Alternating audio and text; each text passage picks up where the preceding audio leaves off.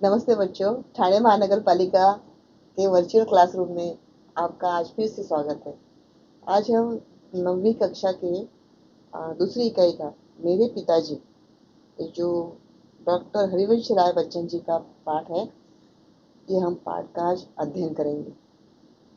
देखो बच्चों, अभी कोरोना की जो दूसरी लाट आ रही है, बोल रहे हैं इसमें क्या सच्चाई है और क्या है ये तो हम नहीं जानते, लेकिन सब लोग बीमार हो रहे हैं। तो आप थोड़ा अपने घर में रहो और पढ़ाई करो, पढ़ाई पे ध्यान दो। और अगर देखो कैसे होता है, ऑनलाइन परीक्षा होती है या ऑफलाइन होती है, तो उस तरह से आप अपनी तैयारी करो। आप तो तैयारी कर ही रहे होंगे, लेकिन फिर भी मैं आपको बता रही हूँ। ये जो पाठ है हिंदी लोक भारती का 9वीं कक्षा का मेरे पिताजी पूरक पठन में से, और इसका जो परिचय है वो है,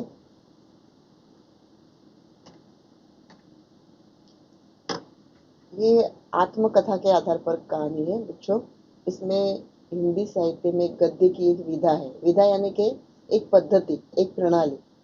मतलब हर एक कहानी का एक अलग अलग ढंग, एक अलग अलग ढांचा होता है। तो उस तरह से ये जो कहानी है, ये हरिवंश राय जी बच्चन जी ने लिखी है, ये आत्मकथा पे लिखी है। मतलब खुद के बारे में लिखा है कि मैं क्या हूँ, मैं कैसा हूँ, मैं कैसे रहता हूँ, मेरा पहराव कैसा है, मतलब मुझे क्या अच्छा लगता है, मुझे क्या अच्छा नहीं लगता है।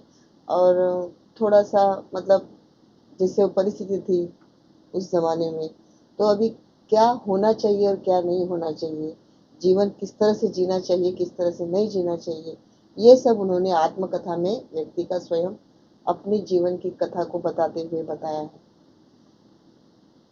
और जब उन्होंने वो बताया है, लिखाया है, तो उसमें ऐसी कोई झूठ बात नहीं लिखी, जो सच्चाई है वही उन्होंने लिखी है। तो हम देखते हैं आज आत्मकथा के आधार पर हरिवंश राय जी की कहानी मेरे पिताजी। प्रस्तुत पाठ में बच्चन जी ने अपने पिता के रहन सहन, अपने पिताजी का व्यक्तित्व, उनकी दृढ़ता, उनका स्वाभिमान, उनका अभिमान, उनकी कर्तव्य निष्ठा आदि गुणों के साथ साथ देश काल परिस्थिति एवं स्वयं में आए संस्कारों को एवं परिवर्तनों को प्रभावी ढंग से चित्रित किया है। अभी संस्कार, कभी कभी ऐसा होता है कि जो व्यक्ति जैसा होता है वैसे उनके बच्चे उनसे भी ज्यादा अच्छे होते हैं। नहीं तो कभी कभी माहौल खराब होता है, या कोई कोई किसी का दिमाग खराब करने वाले आज अड़ोस पड़ोस में होते हैं, अपने परिवार में ही होते हैं, तो उनका उनके माता पिता के प्रति जो भावनाएं हैं, सद्भावनाएं हैं, वो बदल जाती है, अच्छी अच्छी नहीं रहती है, या तो फिर एकदम अच्छी भी होती है। माता पिता तो सभी बच्चों को पढ़ाते हैं, लिखाते हैं, काबिल बनाते हैं कि अपने पैर पर खड़े रहें और कमाई करें, अच्छे सब अपना जीवन अच्छी तरह से बिताएं। लेकिन आजकल ज़माने में मैं देखती हूँ, कभी कभी स्कूल में भी मुझे ऐसा अनुभव आया है कि कोई कोई जो पेरेंट्स हैं वो थोड़े गलत भी होते हैं। तो हमको कभी कभी बच्चों के साथ उनको भी संवारना पड़ता है, उनको भी सुधारना पड़ता है कि आप ये ऐसा मत करो, आप ऐसे करो, फिर आपका जो बच्चा है, स्टूडेंट है, वो इस तरह से बिहेव करेगा। तो ये जो संस्कार की जो बात है, वो बोलते हैं कि अगर कमल में गुलाब खिलता है तो गुलाब गुलाबी होता है, भले वो कीचड़ में पड़े। लेकिन कभी कभी अच्छे माहौल में रहने वाले बच्चे भी बिगड़े हुए बच्चे होते हैं। ऐसा नहीं है कि बड़े अमीर लोगों के बच्चे बिगड़े होते हैं, गरीब लोगों के बिगड़े बच्चे भी होते हैं, ऐसा नहीं है, वो भी बिगड़ जाते हैं। और बड़े घरों के बच्चे भी अच्छे होते हैं, गरीब घरों के भी बच्चे अच्छे होते हैं। संस्कार, संस्कार यानी कि हमारे पर कौन सा जो वर्तन है, जो हम जिस परिस्थिति में हम रह रहे हैं, उसी पर संस्कार की वजह से, उसी परिवर्तन की वजह से हमारी जिंदगी आगे चलती जाती है, उसी तरह उसी ढांचे में हम ढल जाते हैं। तो देखते हैं आगे, शुरू करते हैं हम। इनका परिचय है, इनका जन्म हुआ है 27 नवंबर 1907 प्रतापगढ़ में, उत्तर प्रदेश में। और इनकी मृत्यु हुई है 18 जनवरी 2003 में। इनका परिचय है, हरिवंश राय बच्चन जी हिंदी कविता के उत्तर छायावाद काल के प्रमुख कवियों में से एक है। मधुशाला उनकी अत्यंत प्रसिद्ध रचना है, जिसने लोकप्रियता के नए कीर्तिमान स्थापित किए हैं। कौन बनेगा करोड़पति में शायद एक बार अमिताभ बच्चन जी साहब ने अपने पिताजी की कविता पढ़कर सुनाई थी। प्रमुख इनकी कृतियां हैं मधुशाला, मधुकलश, निशा निमंत्रण, एकांत संगीत, आकुल, अंतर, खादी के फूल, हलाहल, धार के इधर उधर आदि कविता संग्रह, क्या भूलूं, क्या याद करूं, नीड़ का निर्माण, फिर बसे से दूर, दशद्वार से सोपान तक, आत्मखंडा खंड के 4 खंड, इस तरह से उनके रचनाएं प्रसिद्ध हैं। अभी हम आगे देखते हैं, पाठ शुरू करते हैं बच्चों। पायोनियर प्रेस में प्रताप की समय की पाबंदी, शुद्ध स्वच्छ लिखावट, सही साफ हिसाब किताब रखने की आदत, विनम्र निश्चल व्यवहार में बहुत जल्दी उनको विशिष्टता दे दी। अपना काम खत्म करके सहयोगी क्लर्कों का पिछड़ा काम भी अपनी मेज पर रख लेते। क्या करते थे वे, जहाँ पे वो काम करते थे वहां पर वो क्या करते थे कि अपना काम खुद करके फिर बाकी जो कर्मचारी थे उनका भी काम वो कर लिया करते थे, इतने वो काम में माहिर थे। दफ्तर बंद होने जाने के घंटों के बाद रात देर तक काम में जुटे रहते। मतलब जब समझो अब ऑफिस का काम खत्म हुआ कार्यालय का, तो फिर भी वो वहां पर बैठकर रात भर लिखाई का काम करते रहते थे। इस प्रकार से अधिकारियों और सहकर्मियों दोनों के प्रिय बन गए। घर से दफ्तर 4 मील होगा, कुछ काम भी हो सकता है। फासले के मामले में मेरा अनुमान हमेशा गलत होता है। ज्यादा की तरफ वे पैदल ही आते जाते, शायद पैसे बचाने की गरज से। साइकिल न उन्होंने खरीदी न उसकी कभी सवारी की। देखा, कहते हैं कि वो हमेशा पैसों की बचत किया करते थे, ऐसा है नहीं, लेकिन उनको चलने की बहुत आदत थी। वे जहाँ भी जाते थे चलकर ही जाते थे। थोड़ा भी अगर फासला होगा तो वो साइकिल से भी नहीं जाते थे। तो लेखक को ऐसा लग रहा है कि कहीं वो ऐसा ना कोई सोचे कि मैं पैसे के लिए कर रहा हूँ, पैसे बचाने के लिए, इस तरह से। दफ्तर के लिए उन्होंने एक तरह की पोशाक अपनाई। जितने दिन दफ्तर में गए उसी में गए, काला जूता, ढीला पाजामा, अचकन जो उनके लंबे इकहरे शरीर पर खूब फबती थी। फबती, फबना, फबती, फबता यानी कि शोभा देना।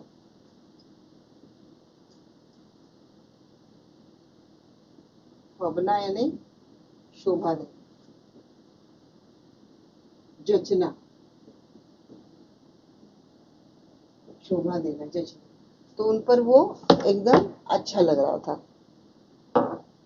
जाड़ों में भी मेरी माँ के हाथ का बना उन्हीं गुलबुंद उनके गले में पड़ा रहता था, जैसे आप मफलर पहनते हैं उसी तरह से। दफ्तर से बाहर के लिए धोती पर बंद गले का कोट पहनते थे।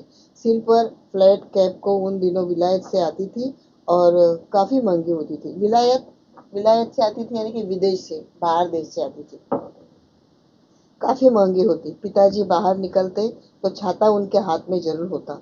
मौसम साफ हो और रात हो तो छड़ी लेकर चलते थे, पर पतली नहीं, अच्छी, मोटी, मजबूत।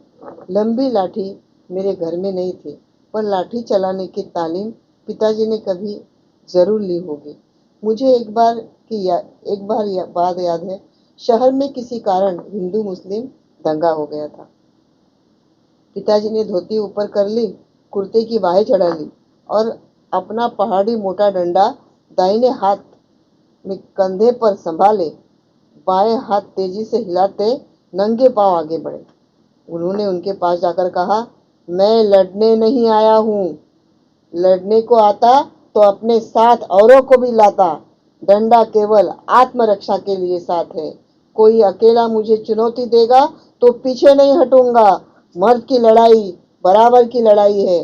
4 ने मिलकर एक को पीट दिया तो क्या बहादुरी दिखाई। अकेले सिर फिरे की बात समझी जा सकती है, 4 आदमी मिले तो उन्हें कुछ समझदारी की बात नहीं करनी चाहिए। इसी तरह की लड़ाई तो बेसमझी की लड़ाई है। कहीं किसी ने किसी को मारा, आपने किसी दूसरी जगह किसी दूसरे को मार दिया। धर्म का नाता है तो पास पड़ोस इंसानियत का नाता भी है। इंसान मेल से रहने को बना है। लड़ाई कितने दिन चलेगी? 2 दिन, 4 दिन, 5वें दिन फिर सुलह से रहना होगा। 2, 4, 10, 12 और 50 हिंदू मुसलमानों को काट कर मरने से हिंदुत्व समाप्त होगा न इस्लाम खत्म होगा। साथ रहना है तो खूबी इसी में है कि मेले से होगा। एक दूसरे से टकराने की जरूरत नहीं, दुनिया बहुत बड़ी है। पिताजी की बातों का असर हुआ। उस दंगे में फिर कोई वारदात नहीं हुई। आगे भी कोई बार जब शहर में हिंदू मुस्लिम दंगे हुए, हमारे मोहल्ले में शांति बनी रही। वे जो डंडा जो लेके गए थे बड़ा वाला, वो डंडा वो खुद की आत्मरक्षा के लिए गए थे, खुद की रखवाली के लिए। लेकिन सामने वाले को क्या लगा कि अरे ये झगड़ा करने के लिए आए हैं, मारामारी करने के लिए आए। तो उन्होंने क्या कहा कि देखो, हम इंसानियत के नाते रहना चाहिए हम लोगों को। हम लोग 50-100 मुस्लिम को मारकर या 50-100 हिंदुओं को मारकर हम लोग आज़ाद नहीं होने वाले। हम लोगों में कोई तब्दीली नहीं होने वाली। जो है वो रहेगा, क्योंकि ये हिंदू राष्ट्र है और ये हिंदुस्तान है, वो हिंदुओं का भी है और मुस्लिमों का भी, सभी धर्मों का है। क्योंकि हमारा देश कैसा है? सर्वधर्म समभाव। तो वे इस तरह से उन्होंने उनसे संवाद किया, तो सभी लोगों पर उनका इतना असर हुआ, ऐसा असर हुआ कि सभी लोग शांत हुए। उसके बाद जब भी कभी किसी भी देश में या किसी भी जगह गांव में अगर दंगा फसाद हो जाता हिंदू मुस्लिम का, तो कभी भी उनके गांव में कभी नहीं होता था। उनका गांव शांत ही रहता था, क्योंकि उनकी बात का उन पर इतना गहरा असर हो गया था कि सभी लोगों ने उनको अपने पिताजी ही मान लिया था। आगे देखिए। मेरे पिता का दैनिक जीवन प्रायः एक ढर्रे पर चलने वाला, नियमबद्ध और नैमित्तिक था। नैमित्तिक यानी के निमित्त संबंधी, नीति नियम के साथ में। वे सवेरे 3-4 बजे उठते, शौचादि से निवृत्त होते। शौचादि मतलब बोलते ना हम लोग परिसार कर, सुबह उठ के अपनी जब सब हम खुद की विधि करते हैं, नहाना धोना वगैरह, खाना पीना सब इस तरह से। ठीक 3:30 बजे गंगा स्नान के लिए चले जाते। सोचो, 3:30 बजे आप कभी उठे हो? आप लोगों ने कभी उठा है? नहीं। 3:30 बजे उठते थे। अगर कोई 3:30 बजे उठता है, 4 बजे, और सब स्नान वान करके, सब भगवान को पूजा अर्चना करके, फिर चाय नाश्ता वगैरह करके अपनी पढ़ाई करने को बैठता है, तो बच्चा जिंदगी में आगे बढ़ेगा ही बढ़ेगा। बराबर है?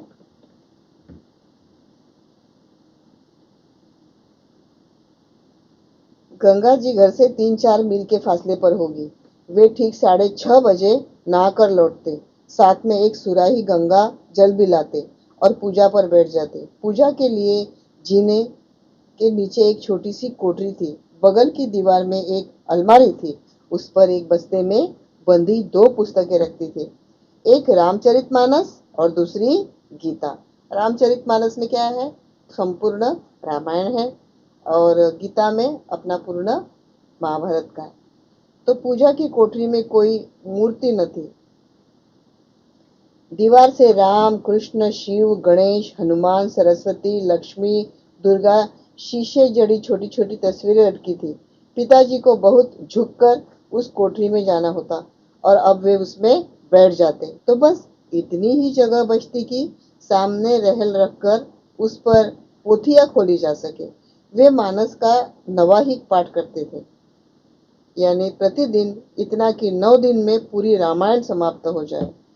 उनके मानस की पोथी में जो अब तक मेरे पास है, उनके हाथ के नवाई के निशान लगे हैं। उनके हाथ के मतलब वो हाथ से जब पन्ना पलटते थे, तो उसके निशान उस पन्ने पर लगे हुए हैं। वे उसका पारायण करते थे। मतलब हम जब कोई भगवान की किताब पढ़ते हैं, रामायण पढ़ते हैं, महाभारत पढ़ते हैं, या कोई कुरान पढ़ते हैं, या कोई बाइबल पढ़ते हैं, हम जो भी किताब पढ़ते हैं, तो जब हमेशा वो किताब पढ़ते हैं, एक वक्त देकर, एक जगह पर बैठकर, और जब वो उस किताब के हम पन्ने पलटते हैं, तो हमारे हाथ के निशान, हमारी उंगलियों के निशान उस पर लग जाते हैं। पाठ के सस्वर करते थे। उनकी आवाज सुरीली नहीं थी, गाते मैंने उनको कभी नहीं सुना, पर उनका स्वर साफ, सप्राण और लयपूर्ण था। साफ यानी कि एकदम अच्छा, सुंदर, सप्राण यानी कि आत्मिकता भाव से बोलते थे। लयपूर्ण यानी कि उनके बोलने में एक लहजा था। कोठरी से निकली उनकी आवाज सारे घर में गूंजती थी। आवाज की पहली स्फूर्ति मुझे उन्हीं के मानस पाठ के स्वर की है। जब तक मैं उनके साथ रहा, प्रतिदिन उनके पास का स्वर मेरे कानों में गया। मैं कल्पना करता हूँ कि सौरी में जन्म से पहले दिन से मैंने उनका पाठ स्वर सुनना शुरू कर दिया होगा। सौरी पूजा की कोठरी के सामने दालन के एक सिरे पर, मतलब ऊपर, सिरे पर यानी कि ऊपर बनाई जाती थी। राधा बताया करती थी कि जब मैं बच्चा था तब चाहे कितना ही रोता क्यों न हो, जैसे ही मेरा खटोला पूजा की कोठरी के सामने लाकर डाल दिया जाता था, मैं चुपचाप हो जाता था, जैसे मैं भी पिताजी का मानस पाठ सुन रहा हूँ। मतलब उनकी वाणी में जो वो पारायण करते थे, प्रवचन करते थे, जो बोलते थे, किताबें पढ़ते थे, तो उनकी वाणी में इतना माधुर्यता थी। तो उस जगह पर भी अगर कोई बच्चा आ जाए या कोई इंसान आ जाए तो वो शांत हो जाता था। जैसे कहते हैं कि जब बच्चा अपनी माँ की कोख में होता है तब एक जैसे ओ, इस तरह से वो एक ध्वनि सुनता है।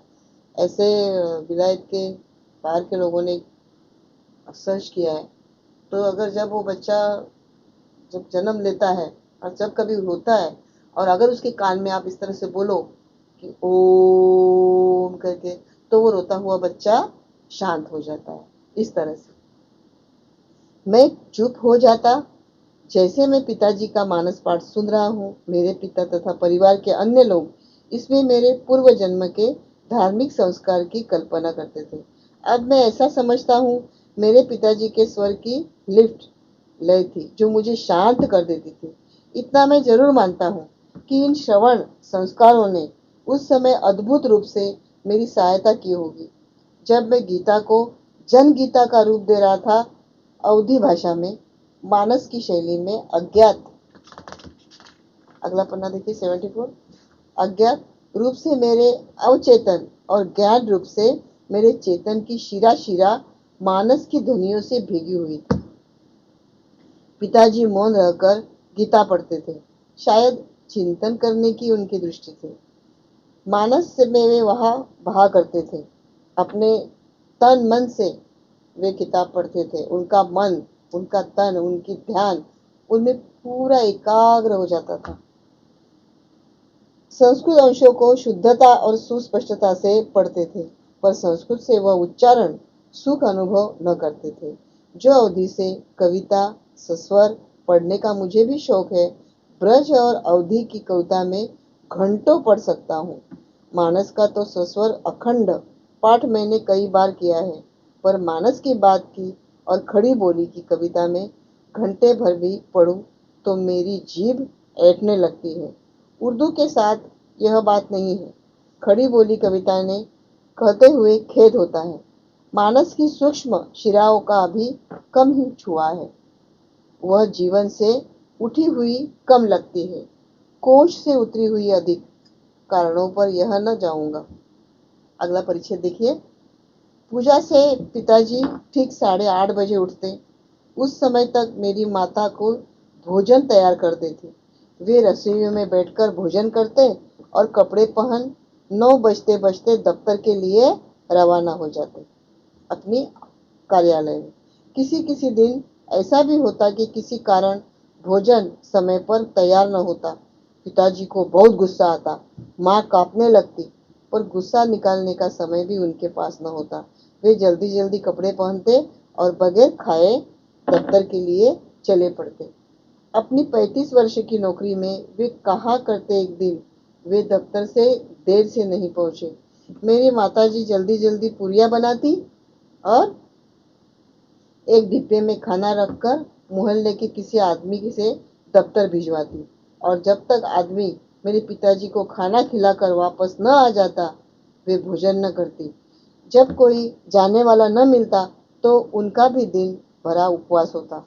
घर की 3 बुढ़िया, राधा, मेरी दादी और महारानी की बातें सुनने को ऊपर से मिलती। मेरी माँ न खाती तो वे कैसे खाती, और अपनी भूख का गुस्सा वे दिन भर माँ पर उतारती रहती, मतलब उनकी माँ पर, बच्चन जी की माँ पर। हरिवंश राय जी की माँ पर उनकी माँ गुस्सा उतारती थी। पिताजी के दफ्तर से लौटने का कोई ठीक समय नहीं था। नौकरी के प्रारंभिक वर्षों में प्रायः देर से लौटते थे, 8-9 बजे, इससे भी अधिक देरी से, और खाना खाकर सो जाते थे। बात को जब कुछ जल्दी आने लगे तो खाना खाने से पहले कुछ देर पढ़ते, कभी खाना खाने के बाद भी, और कभी तो घूमने निकल जाते।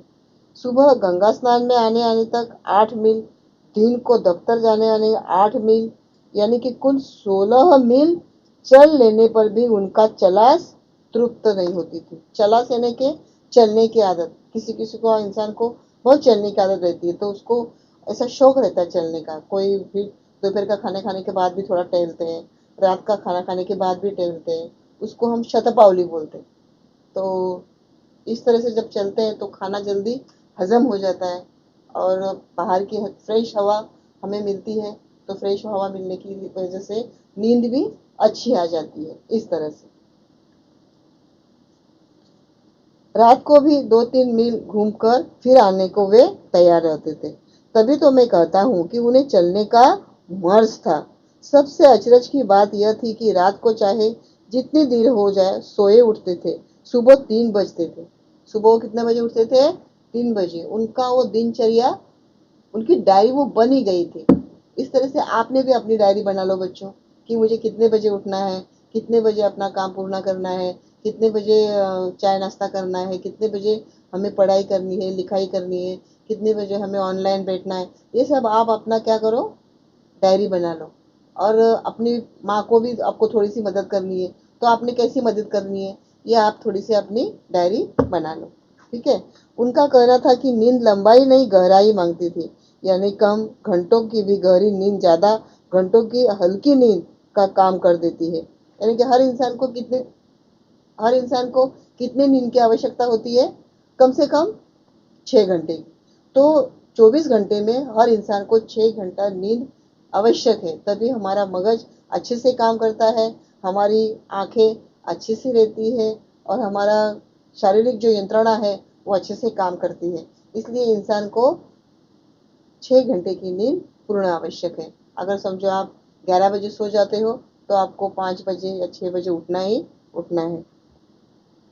उनके इस फार्मूले के प्रति विश्वास ने मुझे अपनी नींद पर कितना अत्याचार कराया, इसे सोचकर कभी कभी मैं कहता हूँ कि जब मैं मरूं तो मुझे 7-8 दिन तक यूं ही पड़े रहने देना। इस असंभव की कल्पना पर सुखद है, क्योंकि मुझे अपने जीवन की बहुत सी रातों की नींद पूरी करनी है। मतलब ये इतने असंतुष्ट थे कि उनके पिताजी की जो नियम प्रणाली थी, वे उनको थोड़ी पसंद नहीं थी, कि कितने सुबह जल्दी उठाते हैं, खुद भी उठते, पूरे घर को उठा देते हैं, 3:30 बजे उठकर क्या करना है, कहाँ जाना है। तो वे बोलते हैं क्या, हरिवंश राय जी, कि जब मैं मर जाऊं तो मुझे 7-8 दिन तक ऐसे ही रखो, मेरी डेड बॉडी मतलब जलाओ मत, मुझे ऐसे ही रख दो, ताकि मेरी नींद अच्छी सी पूरी हो जाए। इस तरह से वे, मतलब जो बात नहीं बोलनी चाहिए उस तरह से वो बात बोलते हैं। समय की पाबंदी, पाबंदी यानी कि रुकावट, निर्बंध, कि जो उत्कटता होने का अपनाई थी उन्होंने निभाए के लिए घर के लोगों को सहयोग आवश्यक था। उन्हें सेंस ऑफ टाइम, वक्त का अंदाज देने के लिए पिताजी ने अपनी नौकरी के पहले वर्ष में एक आराम घड़ी खरीदी और लाकर दालन की तिकोनिया पर रख दी। एक घड़ी नई थी, विक्टोरियन युग की थी, और पायोनियर के दफ्तर में बहुत दिनों से काम दे रही थी। वहां कंडम माल की तरह निकाल दी गई। कंडम माल की तरह मतलब जो हमें हम लोग उसको यूज नहीं करना चाहते, वापरना नहीं चाहते, ऐसी चीज जो हम भंगार में दे देते हैं, कंडम, शायद 2 रुपए में ले ली। यह घड़ी बेहया साबित हुई। थोड़ी बहुत सफाई के बाद वह चलने लगी, चलते लगी तो चलती ही चली गई। 7वें दिन उसमें चाबी देनी पड़ती, वह अलार्म भी बजाती। इसके कभी घड़ी से आज के यहाँ जाने की मुझे याद नहीं। तिकोनिया और खाली, इसकी कोई तस्वीर मेरे दिमाग में नहीं। मेरे पिताजी के जीवन पर्यंत वह चलती रही। उनकी मृत्यु को लगभग 30 वर्ष होने आए। अब भी वह चल रही है, मेरे पास नहीं है। मेरी बड़ी बहन के लड़के रामचंद्र फुटबॉल के अखिल भारतीय प्रसिद्ध के खिलाड़ी उसे अपने नाना की एक निशानी के रूप में ले गए थे। मैं जब कभी राम के घर जाता हूँ, फिर फिर कर मेरी आंख उस घड़ी पर जा टिकती है। हमारे घर में कितने जन्म, मरण, शादी, ब्याह, भोज, महोत्सव उसने देखे हैं। कितने हर्ष, विषाद, अश्रु, हास, वाद विवाद, कितने क्रोध, कलह, रोदन, गायन, श्रम, संघर्ष की वह साक्षी है। मेरी माँ अक्सर कहती थी, नाम तो एक आराम घड़ी है, पर न ही खुद आराम करती है, न केहू का आराम करई देत है। मतलब क्या बोलती है कि वो ना तो खुद आराम करत है, ना तो किसी को आराम करावा देते है। इस तरह से वो उत्तर प्रदेश की भाषा बोलती है, भोजपुरी। कैसे बोलती है वो? मेरी माँ अक्सर कहती थी, नाम तो एकर आराम घड़ी है, पर नहीं खुद आराम करत है, न केहू का आराम करई देत है। आराम घड़ी का नाम ऐसी घड़ियों को शायद इसलिए दिया गया होगा कि एक जगह वो रख दी जाती है। अलार्म से आराम आया तो भी कोई अचरज की बात नहीं। कभी कभी आराम का भी आ छोड़ दिया जाता है, और ऐसी घड़ियों को मैं लोगों को राम घड़ी भी कहते सुना है। राम यानी के खत्म, खत्म ना, जिंदगी खत्म, हे राम खत्म। तो इस तरह से वे बोलते हैं कि क्या भूलूं और क्या याद करूं। ये जो उनका लिखा हुआ एक लेखन है, पूरक पठन, उसमें से जो उन्होंने लिया है ये पाठ। और मैं आशा करती हूँ कि आपको ये पाठ समझ में आया होगा। अभी हम थोड़ा सा स्वाध्याय देखेंगे। देखिए, आपको परीक्षा में आएगा, सूचना के अनुसार कृतियां कीजिए, संजाल पूर्ण करो। परिच्छेद में प्रयुक्त भाषाएं और बोलियां। कौन सी बोलियां है इसमें? ब्रज भाषा यानी कि उत्तर प्रदेश की भाषा है, ब्रज भाषा। ब्रज भाषा यानी कि बोलते हैं ना कि भोजपुरी, जिस तरह से उर्दू, ये तो अपनी हिंदी की बोली होती है, मिक्स उसमें उर्दू, पाकिस्तानी भाषा, अवधी यानी कि अवध की भाषा, यादव लोगों की, संस्कृत, ये देव भाषा हिंदी की। तो इस तरह से ये आपको संजाल भरना है, ठीक है। आगे देखो बच्चों, धार्मिक संस्कार की व्यक्ति अपने परिवार से ही प्राप्त करता है। विषय पर अपने विचार लिखिए। धार्मिक संस्कार मतलब हमारे जीवन में जो हम रहन सहन है, उठते हैं, बैठते हैं, खाते हैं, पीते हैं, सोते हैं, जो कुछ भी करते हैं, जो हमारे ऊपर जो संस्कार होते हैं, उसका जो परिवर्तन होता है, जो उसका हम पर असर होता है, वो कैसे होता है? संस्कार की वजह से होता है। उसका उत्तर क्या लिखोगे आप? अपने विचार कैसे लिखोगे? इसके आपको 2 गुण मिलेंगे बच्चों। किसी भी व्यक्ति की पहचान उसके संस्कारों से होती है। संस्कार केवल बोलने, सुनने अथवा प्रवचन से नहीं सीखे जाते, तो घर के वातावरण से सीखे जाते हैं। जब बच्चा होश संभालता है और परिवार के सदस्य के धार्मिक आचरण को देखता है, तो स्वयं भी वैसा ही बनने का प्रयास करता है।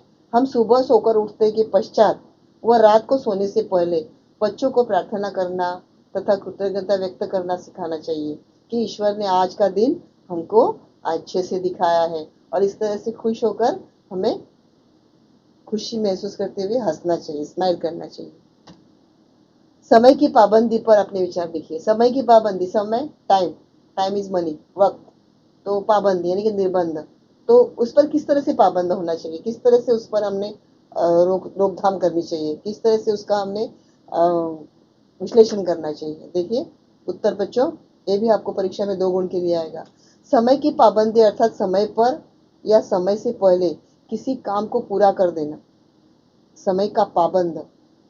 गलत लिख दिया गया, एक मिनट है बच्चों।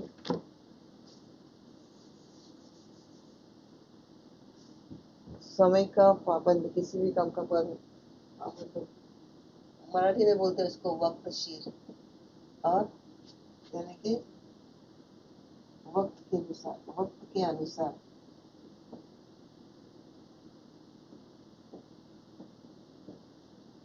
इस तरह से तो समय की पाबंदी अर्थात समय पर, समय से पहले किसी काम को पूरा कर देना। पाबंद यानी कि हम उसमें एकदम एक्टिव रहना कि मुझे ये इस वक्त करना ही चाहिए।